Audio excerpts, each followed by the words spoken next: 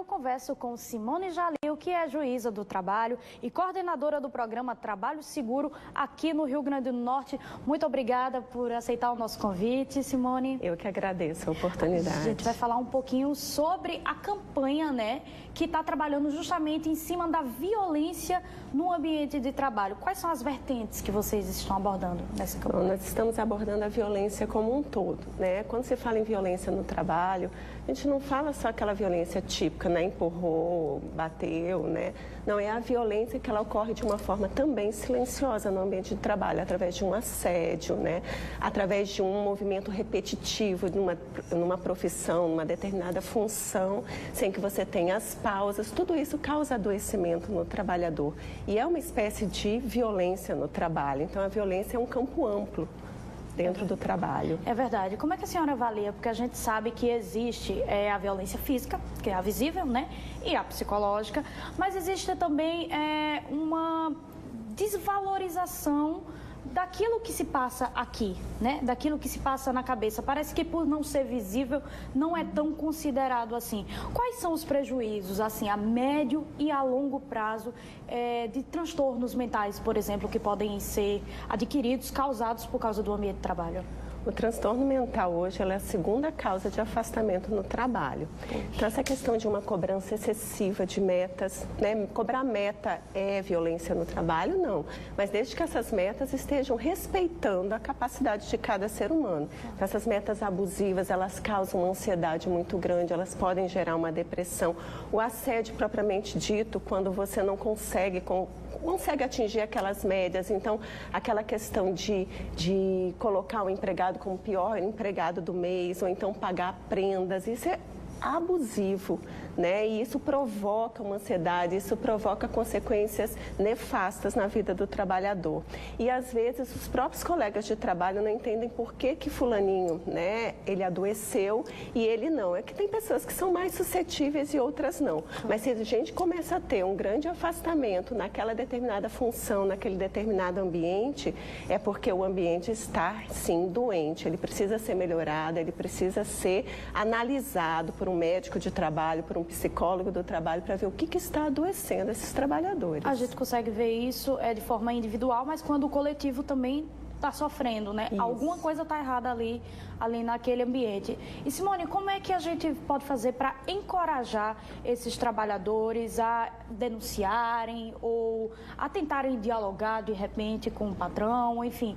O que é que a Justiça do Trabalho orienta nesse sentido? Existem canais para denúncia? Existem canais para denúncia, o Ministério do Trabalho, o Ministério Público do Trabalho, que podem ser feitas até denúncias anônimas, então o empregado não precisa se expor.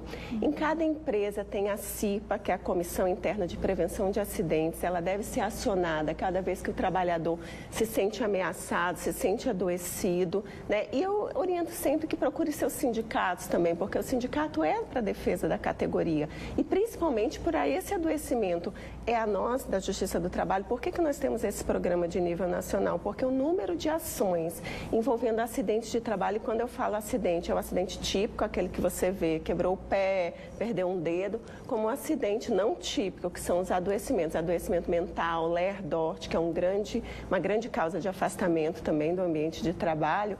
Então a gente começa a ver isso, a gente começa a ver aumentar essas ações e é muito triste para nós, magistrados, a gente apenas sentenciar, indenize, porque muitas vezes esse empregado não tem condições de voltar ao mercado de trabalho.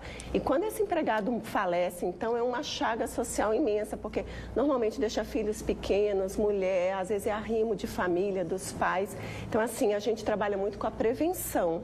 Então, o empregado não precisa se deixar adoecer. Às vezes, ele não sabe que está doente.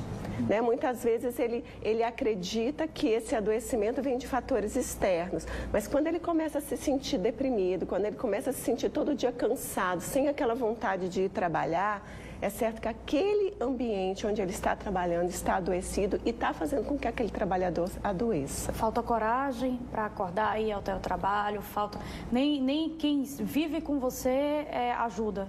Isso, porque você passa, assim, pelo menos 8 horas, quando não mais, no ambiente de trabalho, do seu dia no ambiente de trabalho. Então, se esse ambiente de trabalho for devastador, isso você vai levar para sua família, você vai levar para os seus amigos, causa todo um transtorno social, não é só no ambiente de trabalho. Simone, como lidar com as pressões extraoficiais? De repente, assim, existem situações, e eu já me deparei com isso, até pela própria participação do público, recebendo algumas perguntas, o pessoal não quer se identificar, não quer mandar nome e tudo, mas relata pra gente sempre que existe uma pressão por parte do patrão que diz, se você colocar mais um atestado aqui, se você fizer mais isso aqui, eu não vou conseguir segurar você. Como é que a Justiça do Trabalho enxerga esse tipo de situação, já que ele não é oficial, já que é uma conversa, né, que existe, assim, digamos que de bastidores?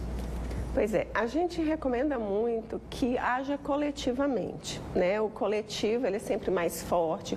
O empregado, ele tem que ter consciência de que, agindo coletivamente, ele poderá exercer alguma pressão para modificar esse ambiente, essas ilegalidades, porque você dizer que você não pode apresentar um atestado, né? Então, essa falta de receptividade de atestado já gerou várias ações, inclusive do Ministério Público do Trabalho, justamente porque as empresas não queriam, né, aceitar atestado. Então, haja coletivamente, invoque seus colegas de trabalho, vá ao seu sindicato, acione a CIPA, porque ela é para isso. Há uma estabilidade das pessoas que compõem a CIPA justamente para que elas possam lutar pela saúde do trabalhador dentro da empresa. Agora, não pode o trabalhador ficar calado, simplesmente aceitar. Ele tem que começar a reagir. Esse espírito coletivo, ele tem que começar. O trabalhador não pode agir sozinho. Se ele agir sozinho, certamente ele será prejudicado.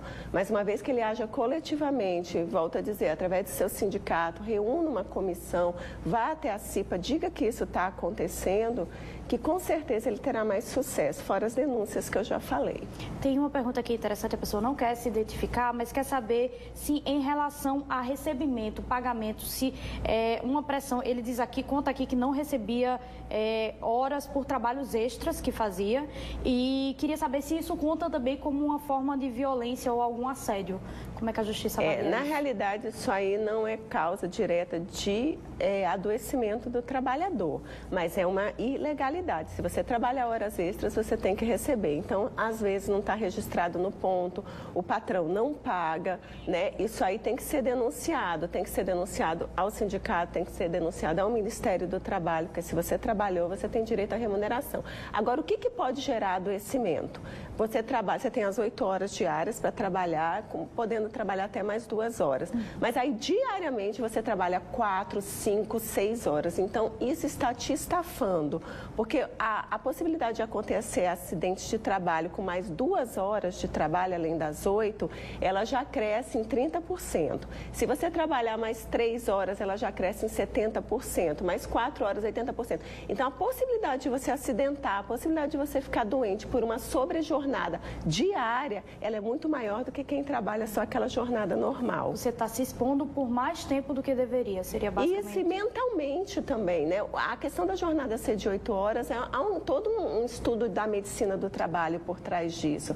Não é uma questão, por que é 8 horas? Porque a Constituição estabelece. A Constituição estabelece em cima de um estudo, né? Então, por isso que a gente limita a 8 horas, a Constituição limita a 8 horas, e tudo que for extra tem que ser extraordinário. O problema é que, às vezes, as horas extraordinárias, elas se tornam ordinárias. Todo dia se trabalha 2 horas a mais, 3, 4, né? E isso é que não pode acontecer. As extraordinárias tem que ser realmente extra. Tem uma pergunta aqui, também ainda está digitando o nome e o bairro. Se o supervisor fala para o funcionário pedir demissão porque ele adoece muito, isso é considerado assédio? Flávio, ele não mandou o bairro, mas era aqui de Natal. Bom, isso é considerado um assédio. Você não pode obrigar o empregado a pedir demissão. Se ele está adoecendo muito, né, e realmente tem algum problema de saúde, então ele pode sim, dependendo, se afastar mais de 15 dias, ficar pelo que se chama de perícia, ou seja, o benefício previdenciário, que é o Código 31, por adoecimento que não é do trabalho, mas jamais o empregador pode obrigar o empregado a pedir demissão. O empregado pede demissão, é um ato espontâneo dele, porque por algum motivo ele não deseja mais trabalhar naquele local. Mas jamais ser obrigado. Isso aí é um tipo de assédio, sim. Simone, só para a gente entender, existe estatisticamente algumas áreas em que os trabalhadores adoeçam mais? Bom, o ano passado foi o levantamento aqui no estado do Rio Grande do Norte, o maior índice de afastamento foi em atendimento hospitalar. Em seguida foi a indústria têxtil e a construção civil, que vinha liderando há vários anos, passou para terceiro lugar, né, na causa de afastamento. A gente crê que a construção civil caiu um pouco, até porque as empresas de construção civil, né, muitas fecharam, teve essa crise na construção civil. Mas o atendimento hospitalar, não só aqui no Rio Grande do Norte, mas em todo o Brasil, foi a maior causa de afastamento, principalmente afastamento por transtornos mentais. Só para a gente finalizar, como é que a campanha vai atuar na prática? Os canais de denúncias vão ficar mais visíveis? Como é que a Justiça está trabalhando nessa campanha? O objetivo da campanha, né, que nós temos essa campanha desde 2012. O objetivo dessa campanha é trabalhar na prevenção. Então, tudo que a gente puder, né, a imprensa, palestras nas empresas, tanto para empregador quanto para empregados, a gente trabalhar na segurança do trabalho. Né? Como o empregador, ele tem que ter conhecimento de todas as normas, tem que respeitar todas as normas para tornar esse ambiente de trabalho sadio e saudável, que é a obrigação dele. O empregado, por sua vez, tem que cumprir essas normas, tem que usar EPIs, porque não adianta você só receber os equipamentos e não usar. Você tem que trabalhar conjuntamente para que o ambiente do trabalho seja um ambiente feliz, um ambiente saudável, um ambiente que você vai e volte para sua casa tranquilo, que você queira voltar para o seu trabalho no dia seguinte. Esse é o maior exemplo de ambiente de trabalho saudável. É verdade. Se o trabalhador não entende por empatia, que entenda pelo menos por questão financeira, né? Um trabalhador que adoece é muito mais caro para a empresa, muito mais caro para a sociedade. Eu agradeço. Eu conversei com Simone Jalil, que é juíza do trabalho e coordenadora do programa Trabalho Seguro aqui no Rio Grande do Norte. Muito obrigada pelas suas informações. Sucesso nesse reforço aí numa campanha que já existe há um bom tempo. Eu aproveito para presentear você com uma cesta de produtos Lucena, nosso parceiro. Muito obrigada. Eu que agradeço. Muito obrigada.